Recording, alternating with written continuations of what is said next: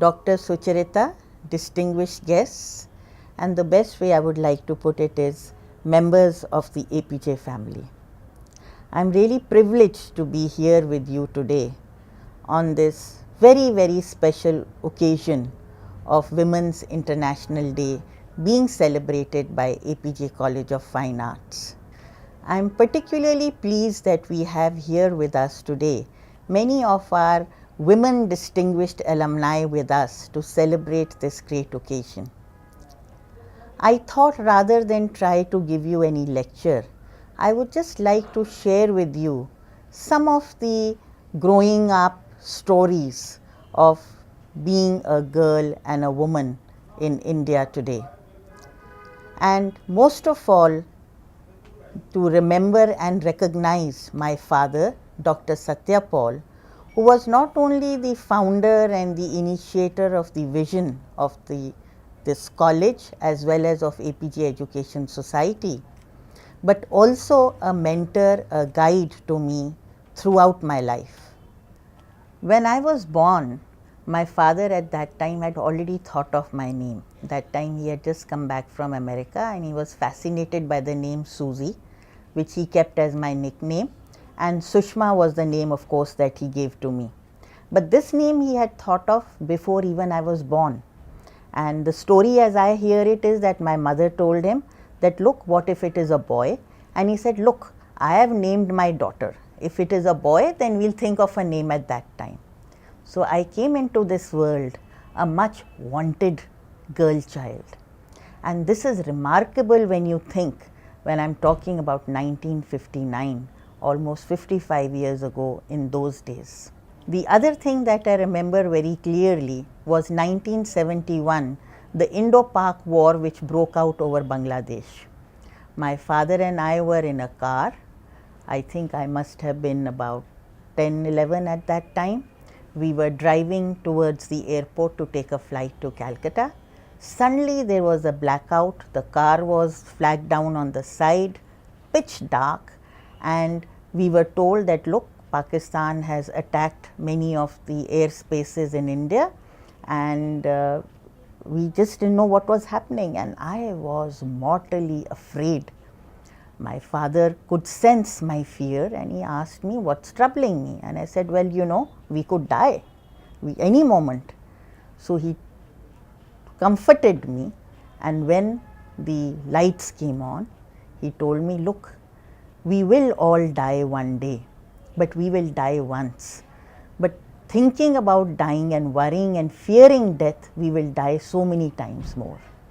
That was a remarkable thought that hold of my imagination, because fearlessness is what he taught me. Fearlessness in mind, and over a period of time also he encouraged me to not only engage in sports but also learn self-defense so that I could also be fearless physically. The other incident that really stands out in my mind is that when it came time to choose subjects in school, and I was very confused whether I would want to take science or commerce or arts, and I naturally went to my father and said, well, please advise me what I should take. So he looked around at me and he told me that, no, this is a choice that you have to make. And I remember being very upset with him, because I thought, as my father, the least he should do is be able to guide me. He told me that, look, I can walk over with you over the pros and cons and the opportunities associated with any of the choices, but the choice you will need to have made. And that was another very important learning which I only appreciated much later after that, the ability to make choices and the freedom to have to be able to make those choices. So as I grew up, I think it was really after I got married and came to understand the world much better that I really came to realize that there is a difference between being a boy and a girl, or a man or a woman in this world, in the kind of still many of the cultural mores that we have around us. But what really stood me in this period was the kind of confidence that I got to believe in myself, to believe in my dreams, and to be allowed to have felt that there was nothing in the world that I could not do if I wanted to do it. It didn't matter whether I was a girl or I was a boy. Interestingly, I got married into a family where there were not even a girl working as a receptionist or a typist. Women were not just allowed into the office. From there was a long journey towards where I have come today. This encouragement not only from my father, I was very fortunate to be married to a husband who was also very supportive and encouraging. But in this period, I was plunged into business as well in terms of two of the companies that I took on which were not doing well at all. And we built them up from liability being more than assets to where we are today.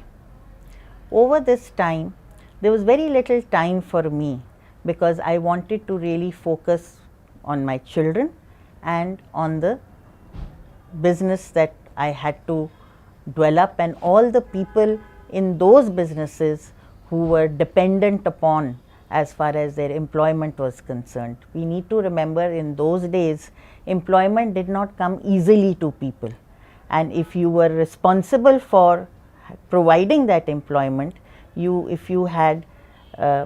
needed to consciously think of how your decisions could impact so many people around you.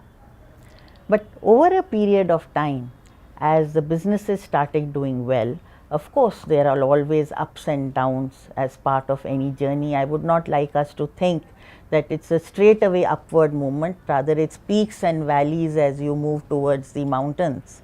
But during that period, I came to realize that it's not enough to have just tried to do something for myself, for my self-fulfillment. It was also important to share many of these stories, these struggles with the women around, and to see what could be done to help them in their journey towards self-realization and empowerment. And it is in that context that we have attempted many of the initiatives through our APJ schools, our colleges, and the other women that we work with and the girl child that we try to help.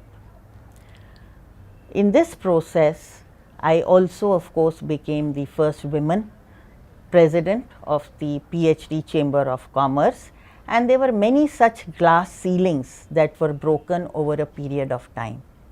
But I want to share with you that breaking glass ceilings is not an objective in itself. Rather, it should be a byproduct of what we want to achieve and what we really want to do with ourselves in our journey through life. And that is really what makes it meaningful. So let us together celebrate today the spirit of being a woman in modern India today. And while we celebrate, let us not forget those women and the girl children who still need our help. Let us together today pledge and commit ourselves that as we grow and become enriched in our lives, let us also pledge and commit today to help all of those women around us. Let us start with doing what is necessary, go on to doing what is possible, and soon we may find that we are doing the impossible.